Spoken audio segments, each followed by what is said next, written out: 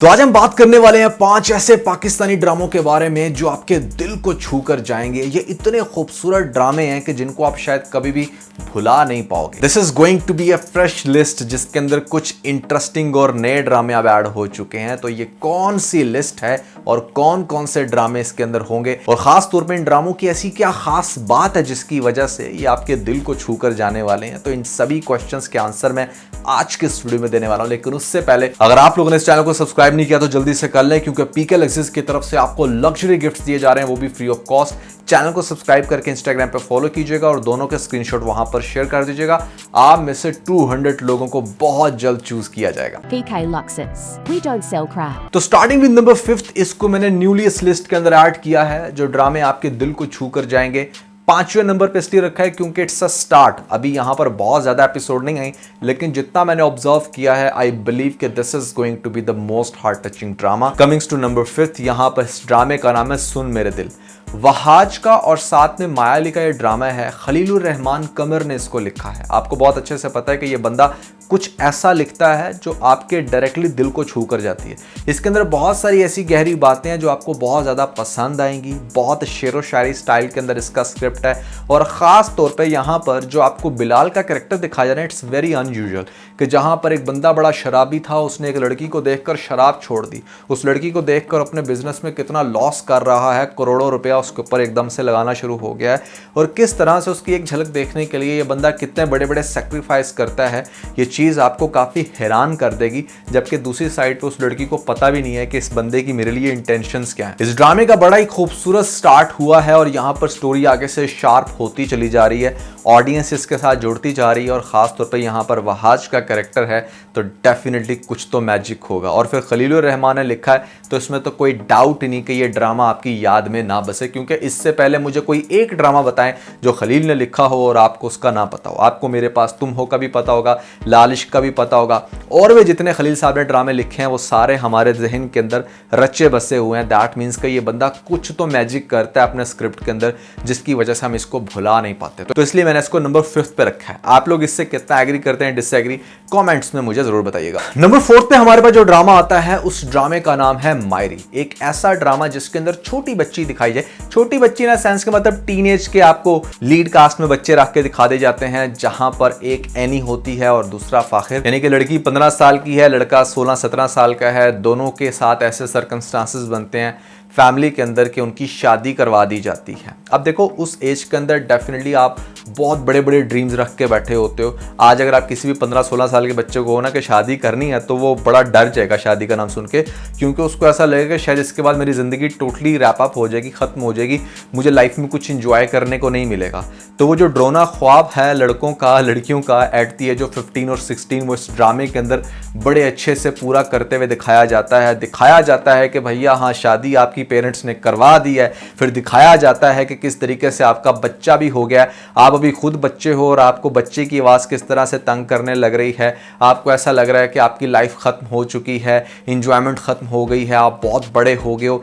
ये वो चीज़ें हैं, ये वो टेंशन्स हैं जो मेरे ख्याल से एक 15-16 साल का बच्चा अंडरस्टैंड कर सकता है, या अगर कोई सीनियर भी सुन रहा है। आप अगर इमेजिन करें अपने आप को उस एज के अंदर के जहाँ पर आप बहुत ज़्यादा लाइफ के अंदर फन करने लग रहे थे और आपकी शादी उस टाइम ही हो जाती। सो दैट इज़ समथिंग जो इस ड्रामे के अंदर बहुत ही ज़्यादा रिलेटेबल है और आपके दिल में घर कर जाती है। मायरी ड्रामे के ऐसे बहुत सारे सीन थे जो मतलब आई स्टिल रिमेंबर कि जब मैं इस ड्रामे को देख रहा था सोच रहा था कि यार अच्छा, जब मैं 15 ईयर्स का था ना तो मेरे माइंड में भी इस तरह के ख्यालात आते थे कि नहीं ये नहीं होना चाहिए, और यहाँ पर देखो पेरेंट्स कर रहे हैं।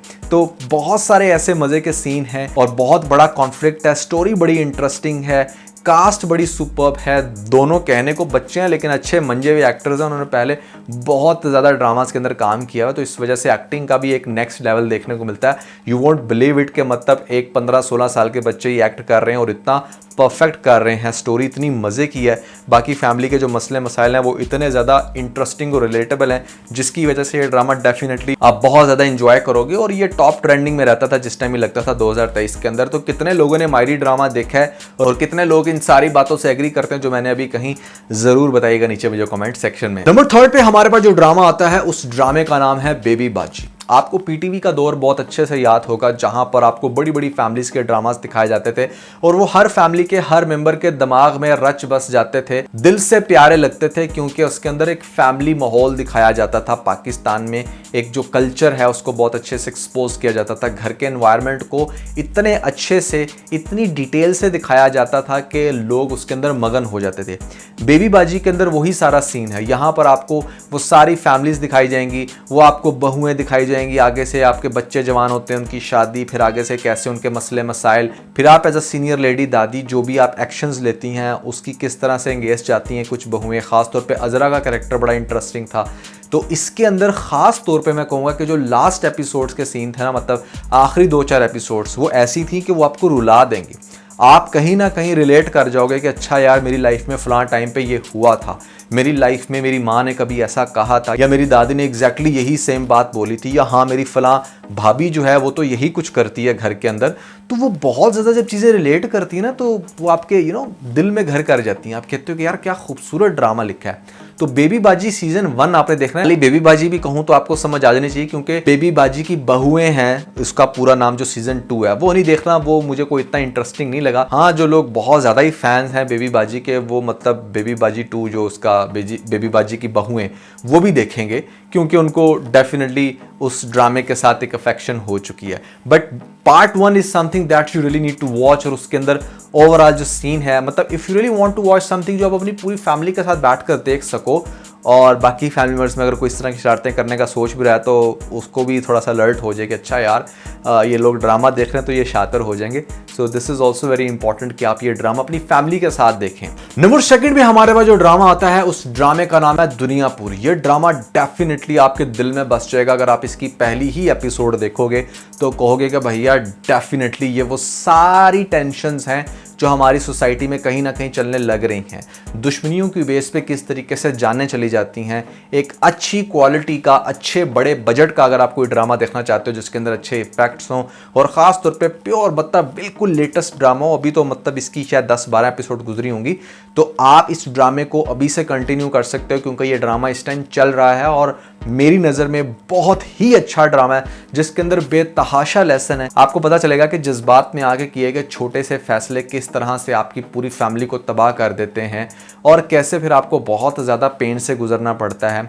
ये ड्रामा इस टाइम मेरा फेवरेट बन चुका है। ऑल्दो मैंने इसके ऊपर सिर्फ एक रिव्यू किया, बहुत सारी रीजंस की वजह से शायद मैं रिव्यू तो ना कर पाऊँ, बट मैं बड़े आराम से सुकून से बैठकर जो अपनी मर्जी से मैं ड्रामा देखता हूँ ना, तो वो है दुनियापुर, जो इस टाइम मुझे सबसे ज़्यादा इंटरेस्टिंग लग रहा है। आफ्टर एंडिंग दिस ड्रामा, जो अभी मैं पहले नंबर पे बोलने वाला हूँ, उसके बाद अगर मुझे कोई अच्छा लगता है तो वो ये ड्रामा है। इस ड्रामे की कास्ट बहुत मज़े की है। खुशहाल खान है, समी खान है, साथ में रमशा खान देखने को मिलेंगी। रमशा की एक्टिंग जो है वो हमेशा से एवरेज रही है, बट चूंकि उनके लुक्स अच्छे हैं तो इसलिए उनको हमेशा से पाकिस्तानी ड्रामा इंडस्ट्री चांस देती है। कुछ लोगों का मानना है कि रमशा बहुत ज़्यादा विराट कोहली की बीवी से मिलती है, खैर अपना अपना मानना है। बहरहाल ड्रामा बहुत अच्छा है और इसके अंदर भैया जंग चलेगी। हर बंदा इस पूरे शहर के ऊपर कब्जा करना चाहता है, यहाँ पर अपने झंडे गाड़ना चाहता है। Basically it's a power game, और स्पेशली ये मैं ड्रामा मेल्स को ज़रूर रेकमेंड करूँगा, क्योंकि इससे पहले जो मैंने ड्रामे बताए वो ज़्यादातर फीमेल ओरिएंटेड ड्रामास हैं। कुछ थ्रिलिंग देखना चाहते हैं, आप मर्द हैं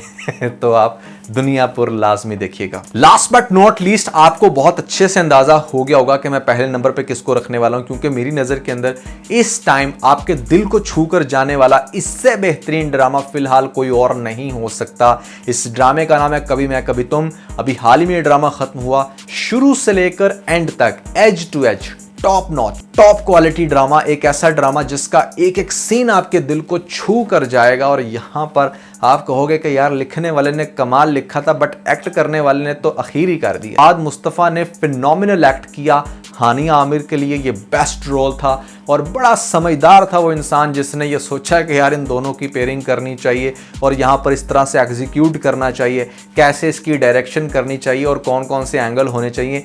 एक एक चीज़ टॉप क्लास है इस ड्रामे की। और ये ड्रामा ऐसा है कि मेरे ख्याल से बीइंग एनालिस्ट मैं इस ड्रामे को 3rd टाइम देख रहा हूँ। 2 दफ़ा तो मुझे रिव्यू के लिए देखना पड़ा, तीसरी दफ़ा मैं अपनी मर्जी से देख रहा हूँ। ये वो ड्रामा है जो मेल एंड फीमेल दोनों बहुत शौक से देखेंगे। IMDb पर सरप्राइजिंगली इस ड्रामे की जो रेटिंग है वो 9.2 है, which is one of the highest rating for any Pakistani drama.